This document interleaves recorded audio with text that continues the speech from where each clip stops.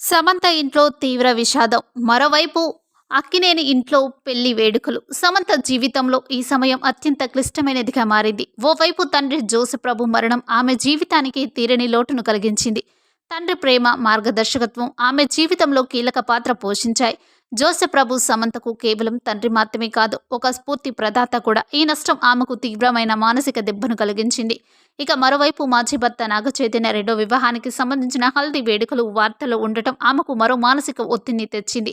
విడాకుల తర్వాత జీవితంలో ఏర్పడిన ఆలోచనలు, భావోద్వేగాల మధ్య తండ్రి మరణం వంటి శోకం రావడం, రెండో వైపున నాగచైతన్య కొత్త జీవితానికి సిద్ధమవుతున్న వార్తలు రావడం సమంత పరిస్థితిని మరింత సంక్లిష్టంగా మార్చింది.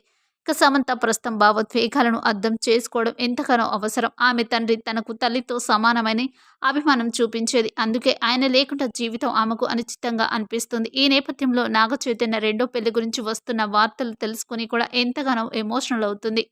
సమంత పరిస్థితి గురించి తెలుసుకున్న సినీ ప్రముఖులు, సహనటులు ఆమెకు మద్దతుగా నిలిచారు. అందులో ఎన్టీఆర్, రామ్ చరణ్, విజయ్ దేవరకొండ వంటి నటులు ఆమెను తక్షణమే పరామర్శించినట్లు సమాచారం. చాలామంది ప్రముఖులు ఆమెకు ధైర్యాన్ని ఇవ్వాలని ప్రయత్నిస్తున్నారు.